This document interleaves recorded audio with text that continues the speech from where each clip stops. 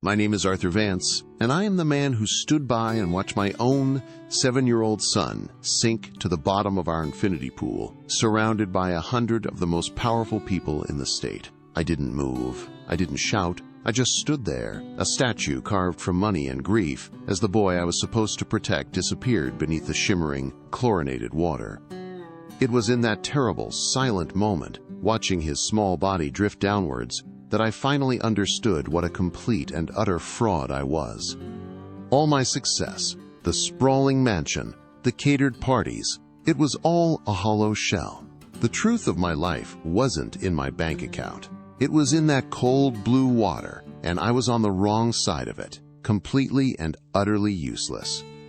The whole nightmare began just minutes before, at a charity gala my sister Victoria was hosting at my estate. It was one of those perfect summer evenings, the kind you see in magazines. String lights twinkled over the terrace, champagne flutes clinked, and the air was thick, with the scent of expensive perfume and night-blooming jasmine. Amidst all that curated perfection was Elena Ramirez, our housekeeper. She moved through the crowd like a ghost, refilling glasses and clearing plates, her presence so quiet and unassuming that most of the guests didn't even see her. But my sister saw her. Victoria had a special kind of contempt for Elena, a disdain she wore like a piece of jewelry. She saw Elena not as a person, but as a symbol of something beneath her, something to be managed and, if the mood struck, to be crushed. That's exactly what she decided to do. With a theatrical sigh, Victoria accidentally spilled a full glass of champagne on the pristine white marble. She didn't just spill it. She made a spectacle of it, turning to Elena with a voice that cut through the low hum of conversation. "You," she called out, not even using her name. "Clean this up. On your knees. I want to see it shine." A few people chuckled, others looked away, embarrassed. And I, the master of this house, the man who signs the checks, did nothing. I watched as Elena, without a word of protest, retrieved a cloth and knelt down, her face a mask of quiet dignity as she wiped away the sticky mess at my sister's feet.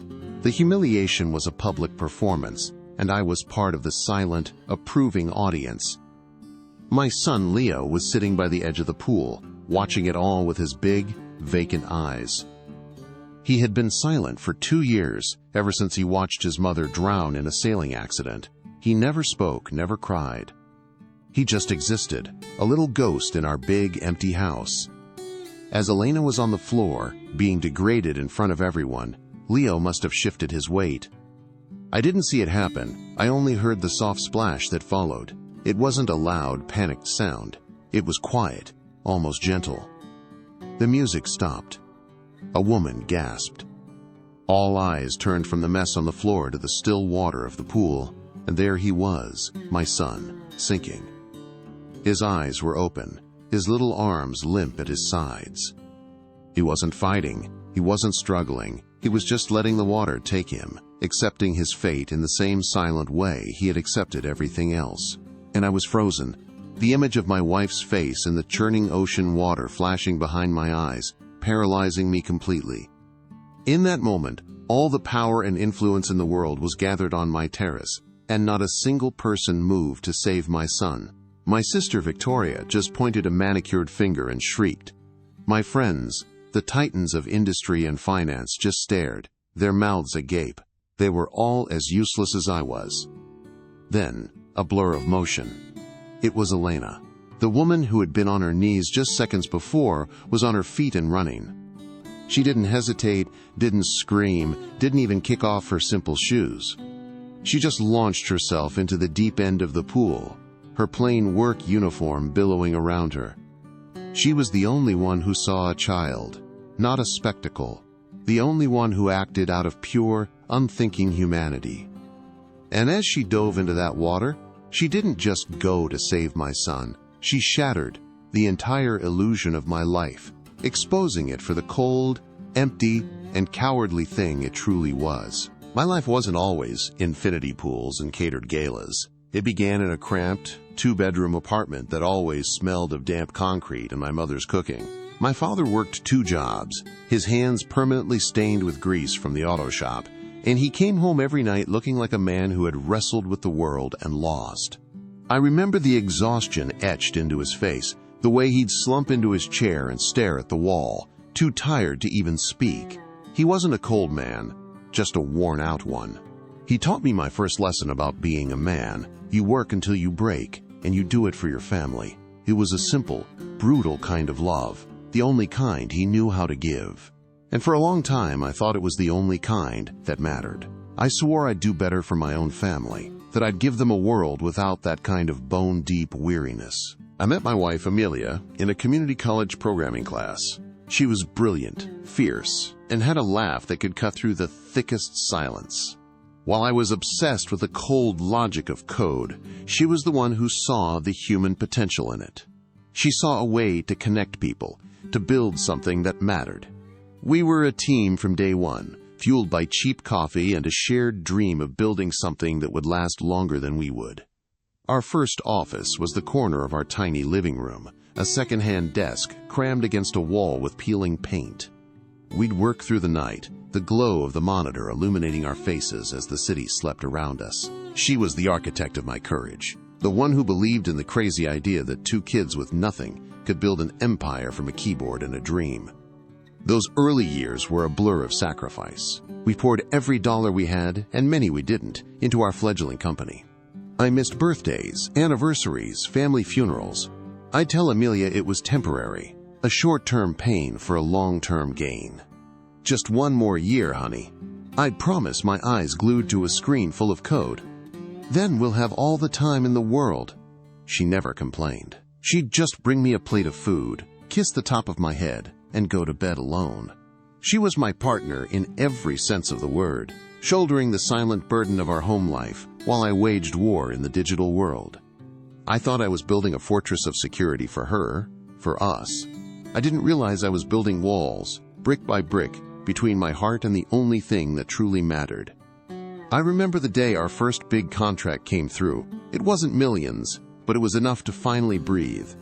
I came home and found Amelia asleep on the couch, the television still murmuring in the background.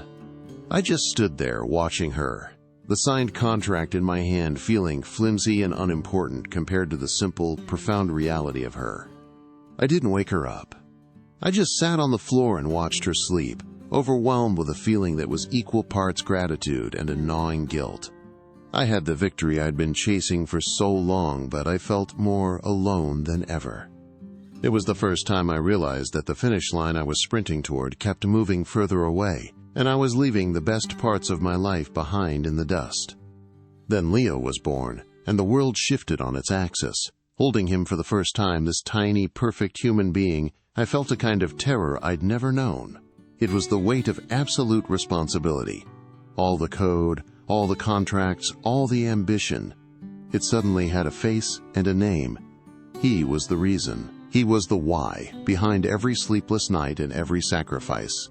I promised him, whispering it into his soft hair as he slept in my arms in that sterile hospital room, that I would never let anything bad happen to him. I would build a world so safe, so perfect, that no harm could ever touch him. It was the most earnest promise I had ever made, and the one I would end up breaking in the most spectacular way imaginable. His early years were the calm before the storm. We moved into a modest house with a small backyard, the kind of place I dreamed of as a kid. I remember his 3rd birthday.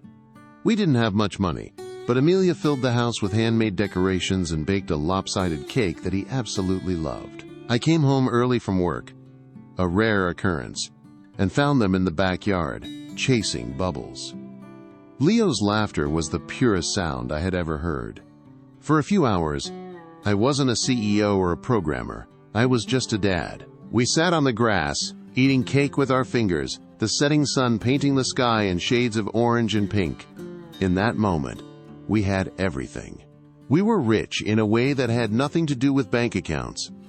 That evening, after Leo was asleep, Amelia and I sat on the porch swing. She rested her head on my shoulder, and we just watched the fireflies blink in the twilight. "This is it, you know," she said softly. "This is the everything we were working for." I knew she was right.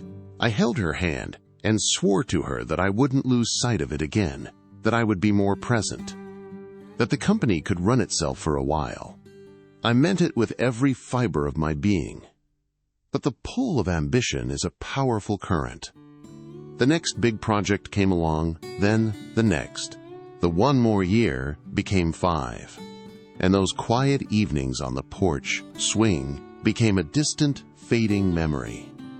The empire grew, but the kingdom at home began to crumble. The money, when it finally came, arrived like a tidal wave. We went from a comfortable suburban house to a sprawling estate overnight. The mansion wasn't a home. It was a statement. It had staff, security gates, and an army of people to manage our lives. Privacy became a luxury we could no longer afford. I told myself this was the pinnacle of success, the ultimate protection I had promised my family. But the house was always silent, the hallways echoing with our footsteps. We were living in a museum of our own success, and the intimacy we once shared was smothered by the sheer scale of it all. I hired tutors for Leo, personal chefs and drivers. I outsourced my role as a husband and father, believing that providing the best was the same as giving my best. Amelia tried to warn me. She saw the distance growing between us, the way my phone was a permanent extension of my hand, the way my eyes would glaze over when she talked about her day. "We're losing you, Arthur," she'd say, her voice tinged with a sadness that I refused to acknowledge. "We're losing us." I dismissed her concerns as anxiety, telling her we had everything we ever wanted. How could she be unhappy? I was giving her a life beyond her wildest dreams. I was too arrogant and too blind to see that the only thing she had ever wanted was the man she married, the one who sat on the grass and ate lopsided birthday cake with his fingers. I was providing a lifestyle, but she was starving for a life. Then came the sailing trip. It was supposed to be a getaway, a forced reconnection. Just the 3 of us on the open water. I thought the ocean air and the isolation would fix everything, like rebooting a computer. For a day, it almost worked. We saw Leo smile in a way he hadn't in months. But the weather turned suddenly, a freak squall that came out of nowhere. One minute, Amelia was laughing, her hair whipping in the wind. The next, a wave crashed over the side, a rope snapped, and she was gone. I remember the chaos, the churning gray water, the frantic, useless search. But most of all, I remember the silence that followed. The terrible, unending silence of the ocean after it had swallowed the love of my life whole. The world turned to grayscale after that. Nothing had color or flavor. My grief wasn't a flood of emotion. It was the complete absence of it. I became a ghost in my own life, a machine that kept running on old code. I threw myself into work with a ferocity that scared even my own board of directors. Work had answers. It had logic. Grief was a messy, unsolvable equation, and I had no idea how to even begin to approach it. I thought that by ignoring the pain I could somehow outrun it. But grief is patient. It doesn't go away. It just settles deep into your bones, waiting for the moment you finally stop running, the moment you are forced to turn and face it.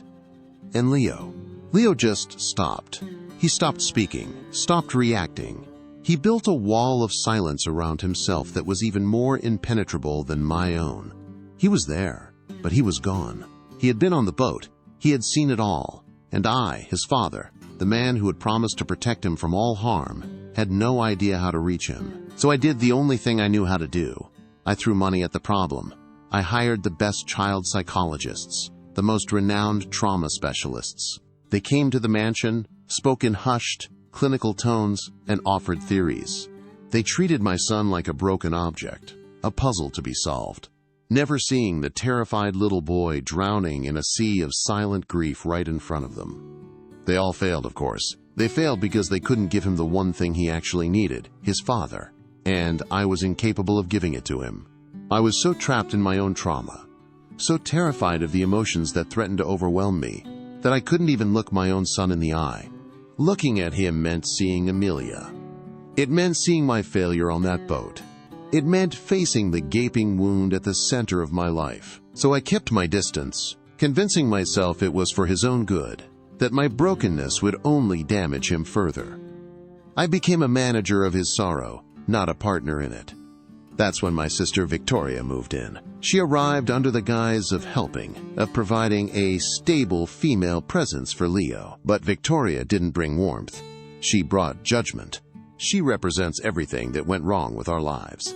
The obsession with status, the cold transactional nature of our new world. She saw Elena, the housekeeper, not as a person, but as an inconvenience, a symbol of the service class she so thoroughly despised.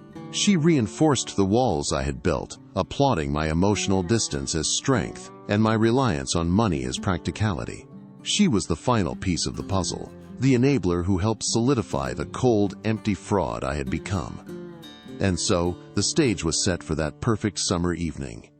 All the pieces were in place. The hollow man who believed his wealth made him powerful.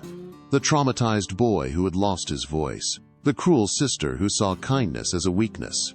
And the quiet, dignified woman who was about to show us all what true strength looked like. I had spent 2 years building a fortress to keep the pain out, but all I had managed to do was lock myself inside with my ghosts. I was the king of an empty castle, presiding over a feast of sorrow, completely oblivious to the fact that my entire world was about to be shattered by a single, selfless act of humanity. After Elena carried my son from the water, after the last ambulance siren faded into the night, the silence that fell over my estate was a physical thing.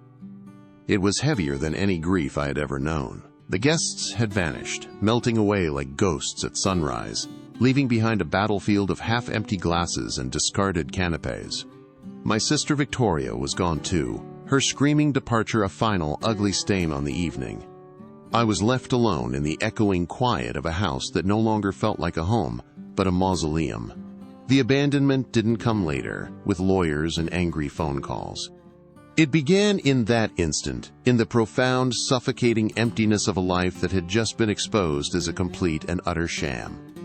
The powerful people who had clapped me on the back an hour earlier didn't want to be associated with this kind of raw, messy failure. My son's near death wasn't a tragedy to them. It was a social inconvenience, a crack in the perfect facade. In the days that followed, my phone, usually a constant buzz of demands and opportunities, fell silent. The calls that did come through were not from friends offering support, but from my public relations team speaking in hushed, urgent tones about damage control and managing the narrative.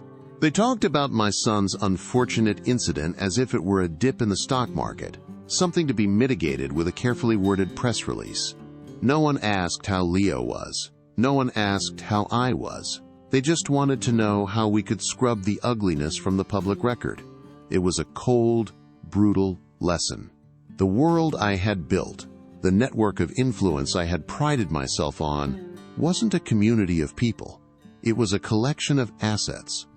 And I had just become a toxic one. I was being quietly, efficiently, and completely abandoned by the very system I had mastered.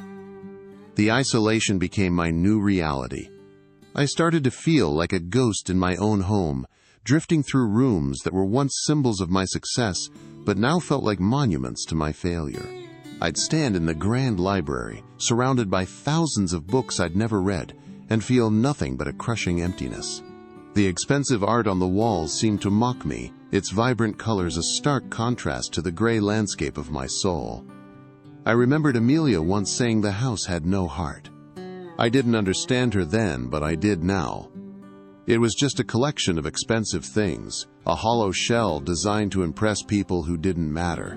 And now, with those people gone, I was left alone with the echo of my own hollowness, a king ruling over an empire of dust and regret. The worst part was the invisibility. I was disappearing in my own life, fading into the background of a tragedy I had authored. The real shift, the one that truly broke me, was watching Elena with Leo. She didn't leave. In the chaos, I think everyone, including me, just forgot she was even there. But she stayed. She moved through the quiet house with a gentle purpose that was the complete opposite of my aimless wandering. She would sit with Leo for hours, not trying to force him to talk, but just being present. She'd hum those soft Spanish lullabies, her voice a thread of warmth in the cold silence. And slowly, miraculously, Leo began to respond. It wasn't with words, not at first. It was a slight turn of his head when she entered the room, a small hand reaching out to touch the fabric of her sleeve. He was anchoring himself to her, and I was watching from the other side of a chasm I had created myself, a stranger in my own son's recovery. This was a new kind of humiliation, deeper and more personal than any social shunning. I was his father, yet I was completely useless to him. I would try to join them, sitting awkwardly on the edge of Leo's bed while Elena read to him.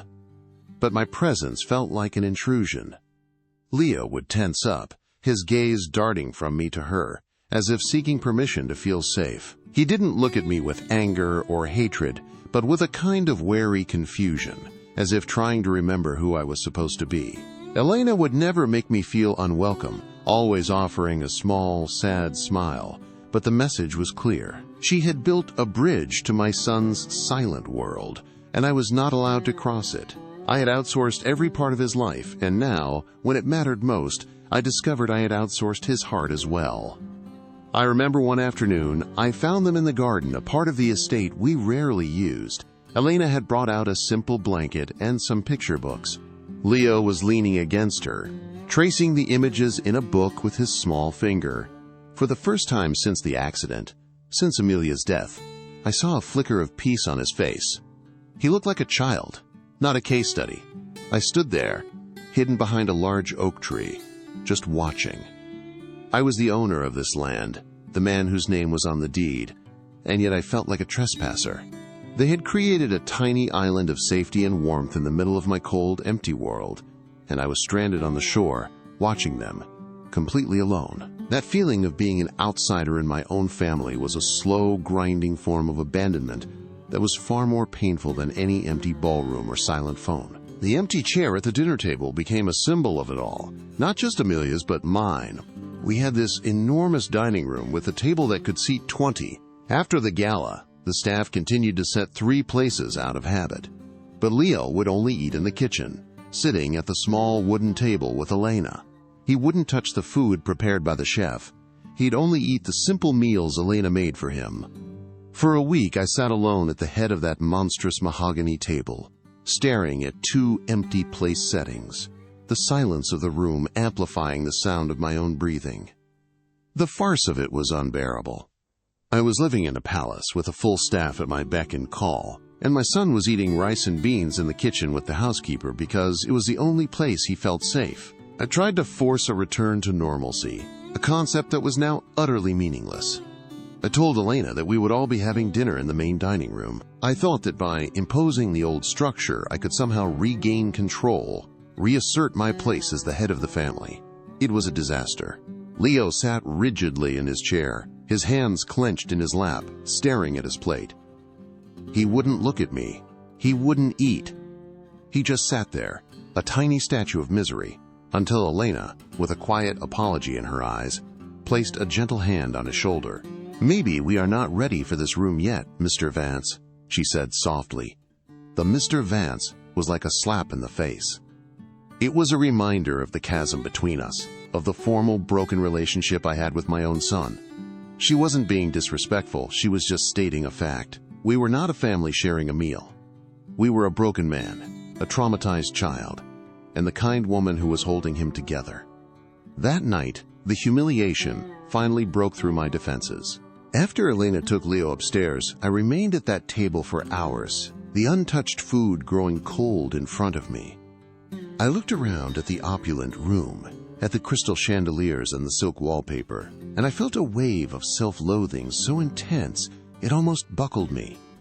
I had built all of this monument to my own ego, and in the process, I had completely dismantled my family.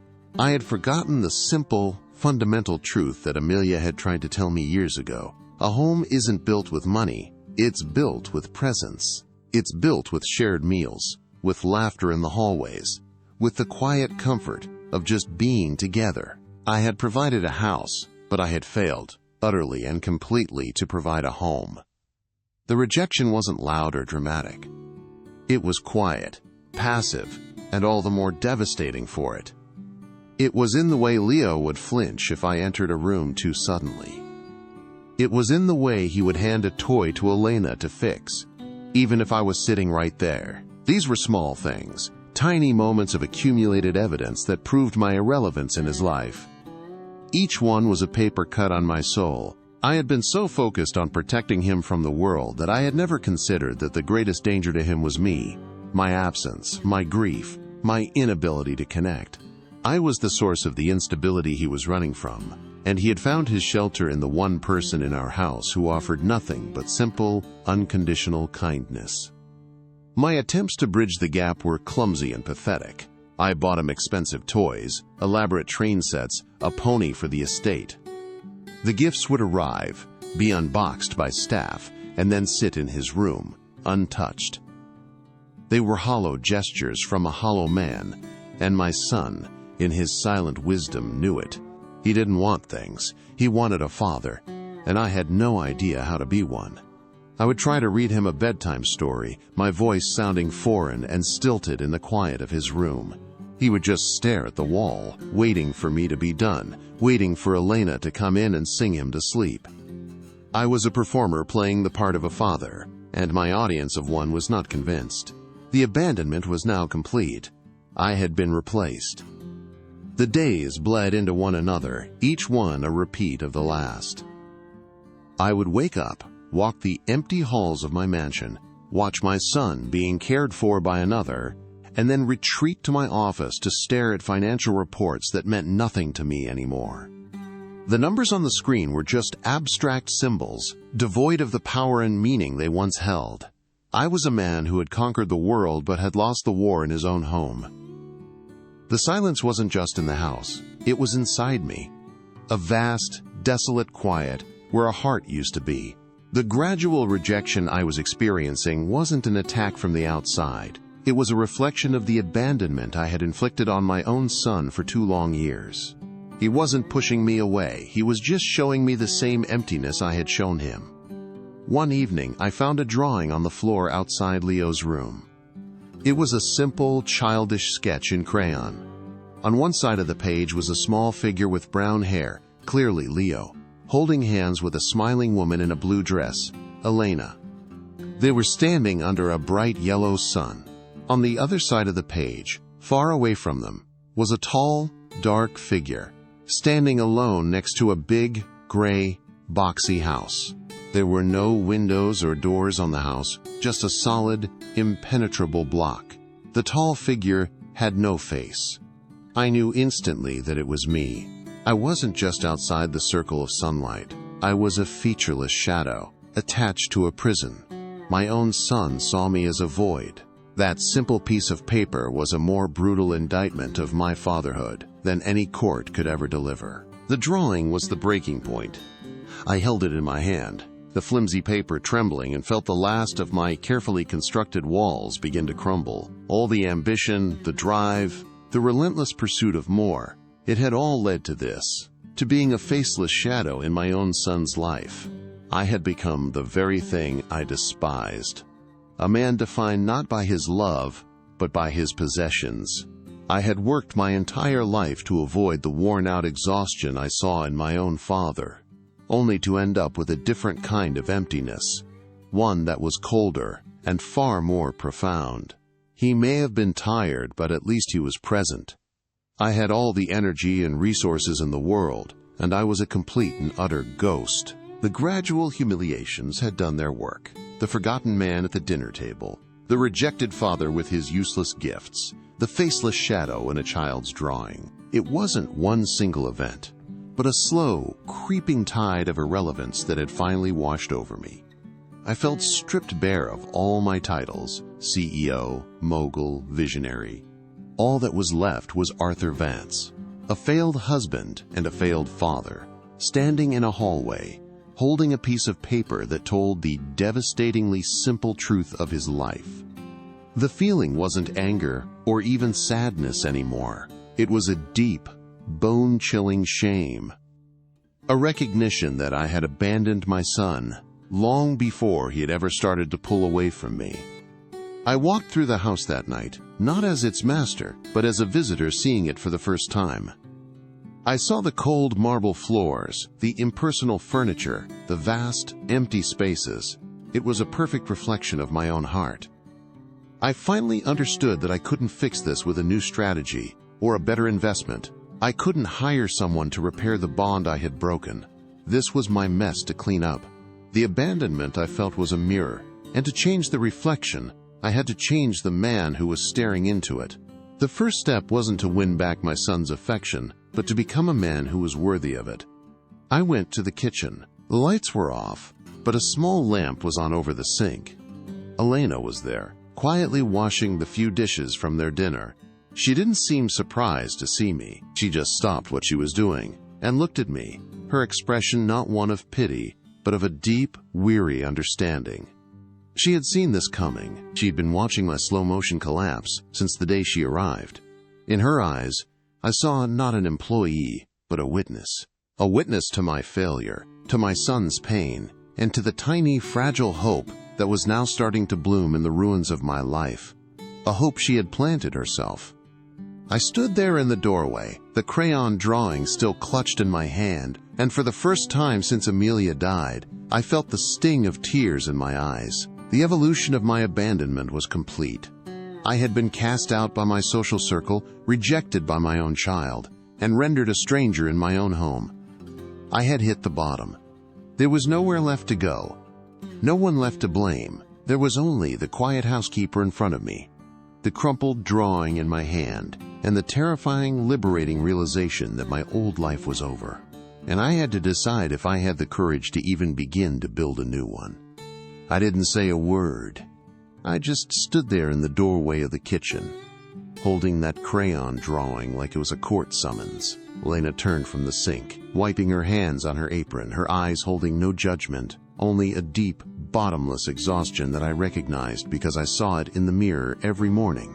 I couldn't speak. I just held out the piece of paper. She took it gently, her gaze lingering on the two figures in the sun, then on the faceless shadow by the gray box. She didn't have to say anything. Her silence was an answer. It confirmed everything. I wasn't just failing as a father. I was a monster in my own son's story. That night, I didn't go back to my office. I went to my big, empty bed and stared at the ceiling, not sleeping, just listening to the silence of the house, wondering if it was too late to learn how to be a human being again. My new life began with a simple, painful decision: to do nothing. I stopped trying to fix things. I stopped trying to insert myself into Leo's world. I canceled the appointments with the therapists and sent the tutors away. My only strategy was to become a ghost, a quiet observer in my own home. I started working from my study with the door open, not to supervise, but to listen. For the first time, I heard the actual sounds of my house. Not the hum of the air conditioning or the distant chime of a grandfather clock, but the soft swish of Elena's cleaning cloth, the quiet click of Leo's building blocks, and, most importantly, the low, steady murmur of her voice as she spoke to him in a gentle mix of English and Spanish, never demanding a response, just filling the silence with warmth. I was learning that a home wasn't built on grand gestures, but on the accumulation of 1,000 tiny, quiet moments of presence. Then, one Tuesday afternoon, it happened. The sound that broke the spell of the last 2 years. I was on a conference call, half listening to a discussion about quarterly earnings, when I heard it from the sunroom. It wasn't a word. It was a giggle. A small, breathy, unmistakable giggle. My heart stopped. I muted the call without a word and crept down the hallway until I could see them. Elena was on the floor with Leo, making a little puppet out of a dust rag. She was making a funny, squeaky voice for the puppet as it tickled his arm. And Leo, my silent, broken son, was laughing. It was a fragile sound, like the tinkling of thin glass, but it was the most beautiful thing I had ever heard. It was proof of life. It was a miracle happening on my own floor, and I had absolutely nothing to do with it. That sound, the sound of my son's laughter, was a turning point for everyone. For me, it was a flicker of hope, so bright it was painful, a sign that the boy I knew was still in there somewhere. But for my sister Victoria, it was the sound of a threat. She was coming down the main staircase when she heard it, and I saw her face freeze. The polite social mask dropped for just a second, and what was underneath was ugly and cold. It was pure, unadulterated envy. She saw Elena's success not as a blessing for Leo, but as a personal insult to her. All her high society friends, her expensive gifts, her self-proclaimed maternal instincts, they had all failed, and this quiet, simple woman with a dust rag had succeeded. In that moment, I saw that Victoria didn't love Leo. She saw him as a project, a way to secure her place in my house, and her project was now being managed by someone else. The laughter started to become a regular thing. It was still shy, but it was there. It was a new sound in the symphony of the house, and it began to change the very air we breathed. The oppressive weight of grief that had settled over everything began to lift, just a little. Leo started to show other signs of life. He would point at a bird outside the window. He would help Elena sort the laundry into piles of whites and colors. These were tiny steps, but for him, they were giant leaps across a chasm of trauma.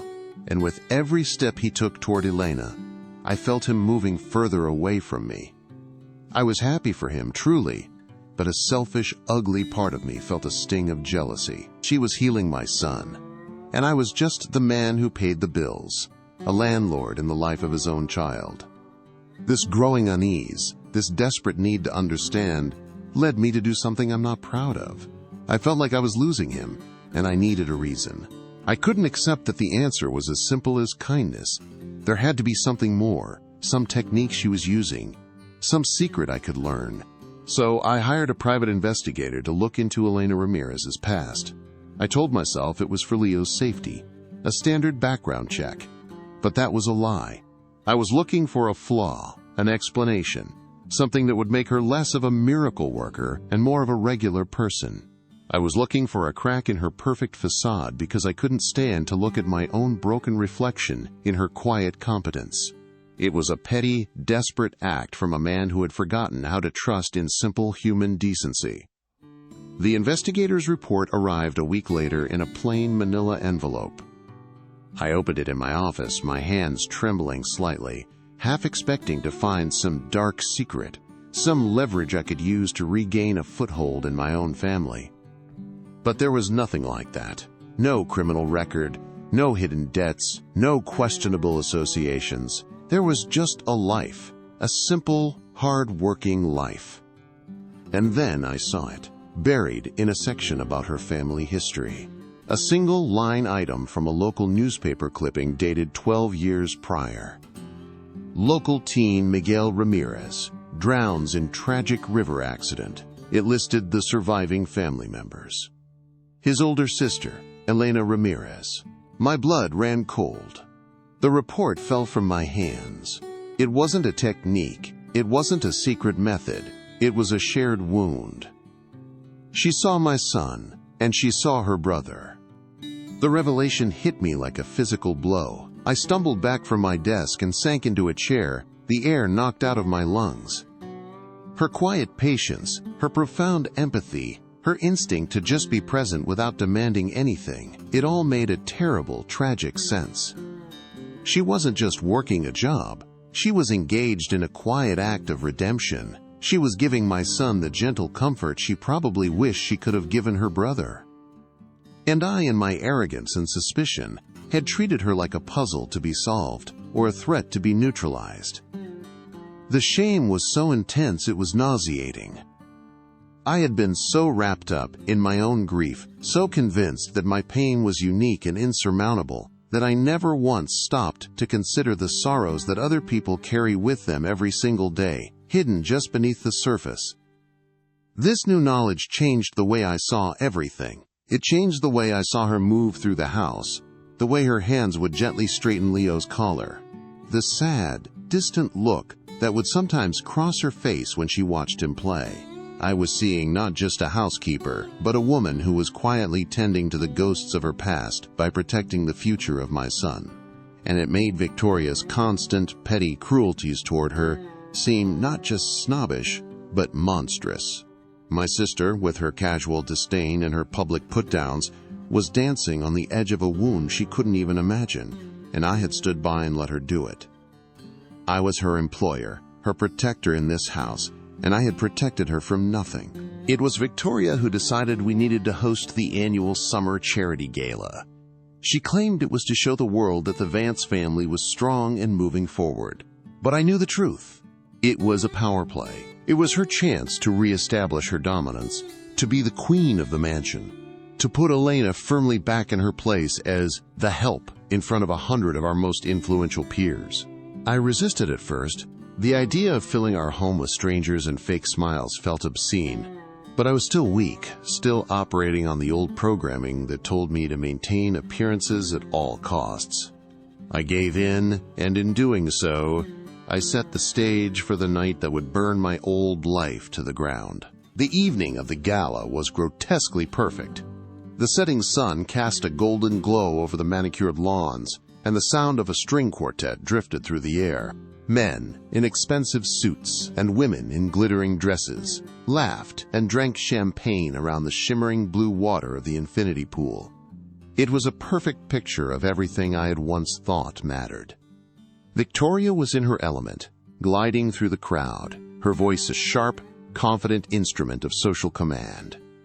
I stood on the edge of it all, a drink in my hand that I wasn't drinking, feeling like an actor who had forgotten all his lines.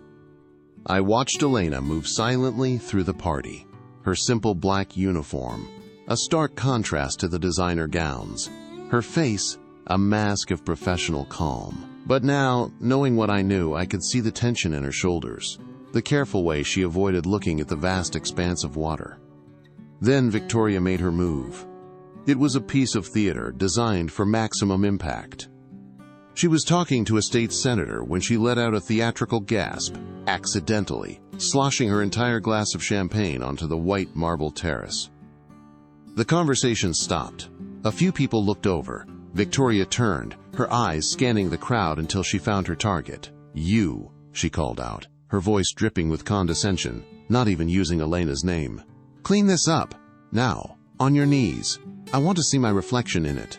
The senator chuckled uncomfortably. A few others smirked. And I, Arthur Vance, the master of this house, the man who knew the tragic secret of the woman being humiliated, stood there and did absolutely nothing. I was frozen by a lifetime of social cowardice. Elena didn't flinch.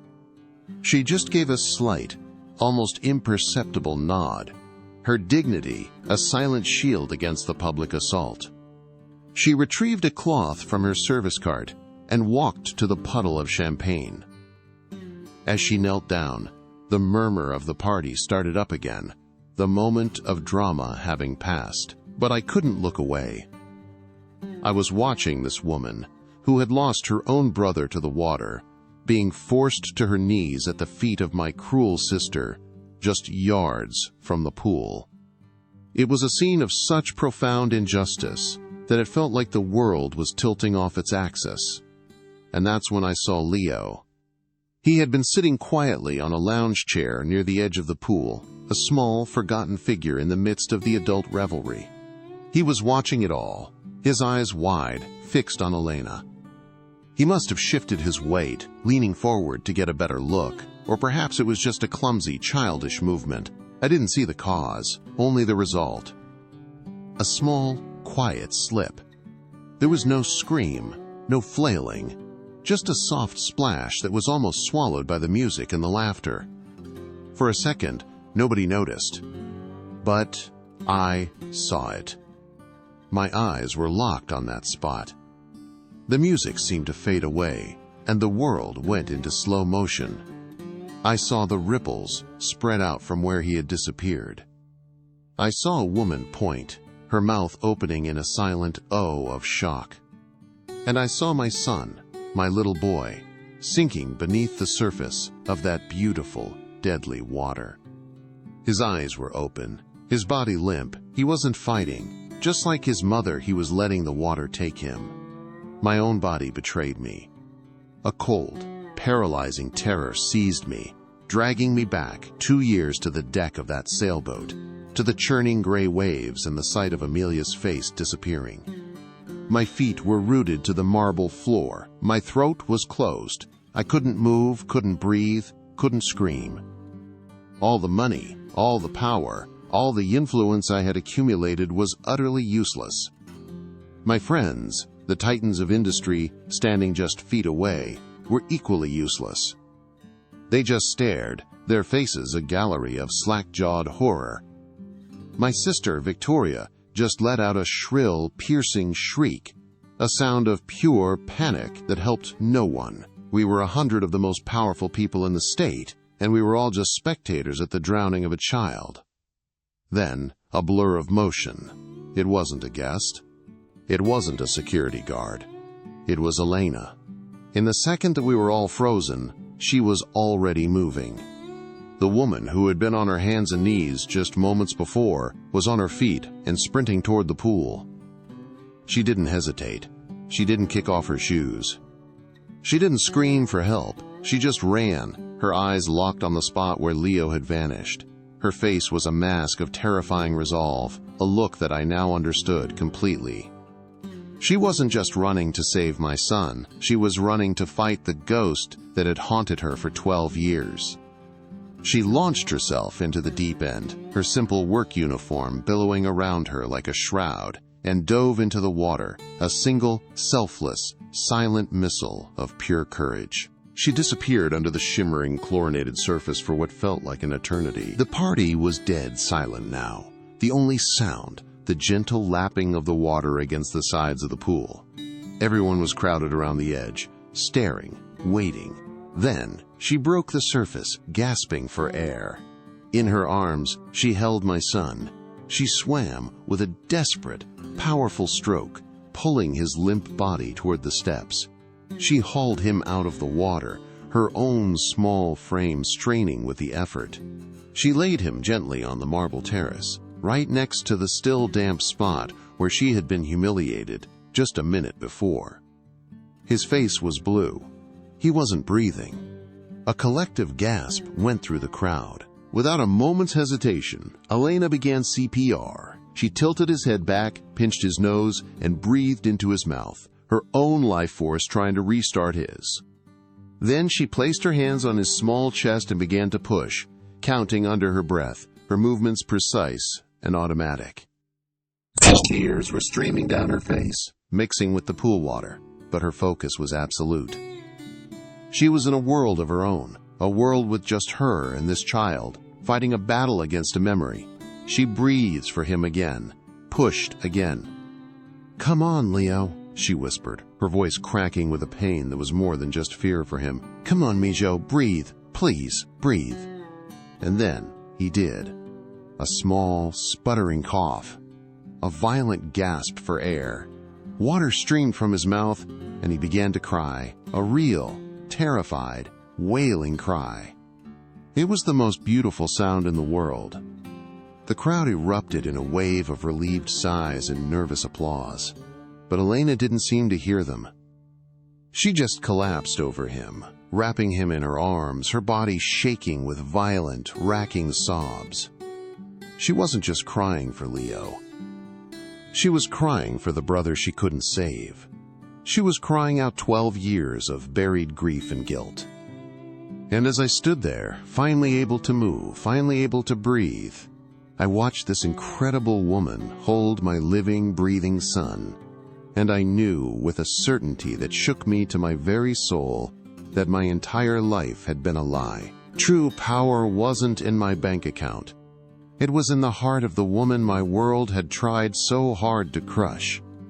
What would you do if you realized everything you valued was worthless in the one moment that truly mattered? Think about it. What would you have done in my place? Listen to the rest of this story and tell me, what would you have done? And please, let me know which city you're listening from. I need to know I'm not alone in this. If you want to hear more stories like this, subscribe to the channel. If you know someone who needs to hear this kind of story, share this video. And subscribe for more stories of dignity and life lessons like this. After the ambulance took Leo away, its siren a fading scream in the perfect summer night, the silence that descended was absolute. The guests had evaporated, their expensive cars slinking away down my long driveway, leaving behind a ghost of a party. I stood alone on the terrace, the air still thick with the smell of champagne and chlorine. The wet spot on the marble where Elena had knelt, and the larger, darker patch where she had saved my son's life, seemed to glow in the moonlight. In that moment, watching the ripples in the pool finally settle into a placid, dark mirror, The man I had been for 40 years died. He didn't die with a bang, but with a quiet, sickening implosion of shame. All the structures I had built my life on, wealth, status, control, were revealed to be nothing more than a house of cards, and the gentlest breath of true humanity had just blown it all away. Victoria found me there, a wraith in a ruined designer dress. Her face was a mask of frantic energy, her mind already spinning a new narrative to protect our name. "This is a disaster, Arthur," she began, her voice a low hiss. "That woman, she was right there. If she had just been doing her job properly instead of making a scene, none of this would have happened. She put him in danger with her theatrics." I turned to look at her, and for the first time, I saw her clearly. Not as my sister, but as a parasite. A creature who fed on the weakness and vanity of the world I had built. The coldness in her eyes wasn't from shock. It was the reptilian glint of a predator looking for someone to blame, someone to sacrifice to save her own skin. She was the final, rotting pillar of my old life, and I knew I had to push it over. I didn't raise my voice. I didn't have the energy for anger. All I had left was a strange, hollow clarity. "Get out," I said. The words were quiet, but they landed in the space between us with the weight of a tombstone. She blinked, a flicker of confusion crossing her face. "What are you talking about? We need to call PR. We need to handle this." I took a step toward her, and for the first time in her life she flinched away from me. I said, "Get out," I repeated, my voice as dead as my heart felt. "Pack your things. A car will be here in the morning to take you wherever you want to go. You will not speak to me, you will not speak to my son, and you will never set foot on this property again. We're done." The entitled rage I expected finally flared in her eyes, but it was met with a wall of absolute finality. She saw it. She saw that the brother she knew how to manipulate was gone, replaced by this empty, quiet stranger. She turned without another word and walked back into the house, her heels clicking a sharp, furious rhythm on the marble floor. I drove to the hospital in a daze, the city lights blurring into long, meaningless streaks. I didn't remember the route. The car just seemed to know the way. I caught my reflection in the dark glass of the driver's side window, a pale, haunted face with hollow eyes. It was the face of a man who had everything and was worth nothing. I finally understood what Amelia had tried to tell me. It wasn't about providing. It was about being present. It wasn't about building a fortress. It was about building a home. I had been so obsessed with shielding my son from the dangers of the world that I had become the greatest danger to him myself. I was the ghost in his machine, the source of the silence, the hollow man living in the hollow house. The weight of that failure was a physical thing, pressing down on my chest, making it hard to breathe. When I got to Leo's private room, the scene inside stopped me cold in the doorway. The lights were dim. Leo was asleep in the oversized hospital bed, his small face peaceful against the crisp white pillows, an IV drip taped to his hand. And sitting in the uncomfortable visitor's chair beside him, holding his other hand, was Elena. She was still in her damp work uniform, a hospital blanket draped over her shoulders. Her head was bowed, and I could see the faint tremor in her shoulders. She wasn't an employee on duty. She was a guardian, a sentinel, standing watch over the child she had pulled back from the brink. They looked like a Madonna and child, a portrait of pure, unconditional love. And I was the stranger on the outside, looking in through a doorway, a ghost at the feast of my own son's survival. I waited for what felt like an hour before she stirred. She looked up and saw me, and her face registered a flicker of fear, the ingrained apprehension of an employee about to face the boss after a crisis. The thought that she could be afraid of me, after what she had just done, sent a fresh wave of shame through my system. I motioned for her to join me in the hallway, and she came out, closing the door softly behind her. I opened my mouth to speak, to say thank you, but the words felt like dust and ashes. How do you thank someone for giving you back your entire world? How do you apologize for being a blind, arrogant fool? The words didn't exist. All I could manage was a choked, pathetic whisper. "He's okay?" She just nodded, her eyes full of a weariness that seemed centuries old. "He's sleeping now. The doctor said he will be fine." Later that night, after I knew Leo was safe and settled, I went back to the house. The silence was a tomb. I walked through the empty rooms and ended up at the staff quarters, a small, sterile apartment at the back of the estate. I saw a light on under her door. I knocked softly. When she opened it, I saw a single, small suitcase on her bed, half-packed. Of course, she was leaving. She assumed that after all the drama, after all the chaos, she would be dismissed. She expected to be punished for the crime of being the only hero in a house full of cowards. That simple, heartbreaking assumption was the final blow. It was the last piece of my composure, the final thread holding the shattered fragments of my dignity together. Something inside me finally broke. It wasn't a decision, it was a collapse. My legs, which had been holding up this hollow shell of a man for 2 years, just gave out. I fell to my knees in front of her, right there in the doorway of her small, plain room. The sound that came out of me was a raw, animal sob, a sound of grief and shame that I had been holding back since the day Amelia died. I didn't just cry. I wept, my whole body shaking with the force of it. "I'm so sorry," I gasped, the words tearing out of my throat. "For everything. For my sister. For my blindness. For what I let this house, this life, do to you, to my son. I wasn't performing. I wasn't being dramatic. I was just a broken man on the floor, finally telling the truth to the only person who had ever shown my son what love actually looked like." Elena didn't rush to comfort me. She just stood there for a moment, letting the storm break. Then, she knelt down in front of me, not as a subordinate, but as an equal. She didn't touch me, but her presence was a steadying force. "Get up, Mr. Vance," she said, her voice soft but firm. "Get up. This is not for me. This is for him. He needs a father." Her words cut through my self-pity with the clean precision of a surgeon's knife. She was right. This wasn't about my guilt or my redemption.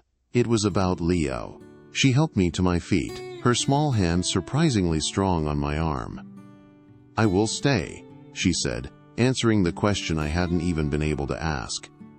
"For Leo, until he is well." It wasn't a promise of forever. It was a truce. It was a beginning. The months that followed were a slow, painful, and beautiful reconstruction. I didn't just fire my sister. I fired my entire old life. The PR teams, the social advisors, the army of staff who managed my soulless existence. I let them all go. I started with the pool. I had it filled in with earth, and Elena and I, with Leo watching from a blanket on the grass, planted a garden in its place. We planted roses, lavender, and a small lemon tree. We were burying the site of our greatest trauma and trying to grow something new and alive in its place. I learned to cook, starting with simple things Leo liked. I burned the toast. I overcooked the pasta. But I was there, in the kitchen, present and trying. And sometimes, Leo would reward me with a small, hesitant smile that was worth more to me than my entire company. We moved out of the mansion. I sold it, along with almost everything in it. The art, the expensive furniture, the symbols of a life that had cost me everything that mattered. We bought a modest, comfortable house in a quiet neighborhood, a place with a backyard and a big oak tree perfect for a swing. It was a home, not a statement. Elena was no longer the housekeeper. She was the heart of our new life. She taught me, through her quiet example, how to be a parent. She taught me to listen to the silence, to have patience, to understand that healing wasn't a race. She was the bridge between me and my son, and slowly, carefully, I started to learn how to walk across it on my own. One day, about a year after the accident, we went to the beach. It was a bright, breezy afternoon. I was terrified, but Elena insisted it was time. We sat on a blanket while Leo, holding her hand tightly, let the small waves wash over his bare feet. He flinched at first, but she whispered something to him in Spanish. and he relaxed. Then he looked up at me, a real, bright smile on his face. "It's not scary, Daddy," he said. His voice, clear and strong, hit me with the force of a physical wave. He hadn't called me Daddy in 2 years. I felt the tears well up in my eyes, but this time, they weren't tears of shame.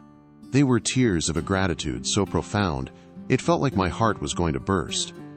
He let go of Elena's hand and ran to me, wrapping his small arms around my legs. That evening, as we watched the sunset paint the sky, I asked Elena to marry me. There was no ring, no grand speech. I just took her hand, the same hand that had held my son's, the same hand that had pulled him from the water, and I asked her to build a life with me. Not as Mr. Vance and his employee, but as Arthur and Elena. I wasn't offering her wealth or a mansion. All I had to offer was a broken man who was trying to learn how to be whole, and a little boy who was finally finding his voice again. She didn't answer right away. She just looked at Leo, who was chasing sandpipers at the water's edge, his laughter carried back to us on the wind. Then she looked at me, her eyes clear and deep, and she smiled. "Yes," she said, "for him and for us." Our wedding wasn't at a grand estate or a fancy church. It was at the local courthouse on a Tuesday morning. The only guests were the 3 of us.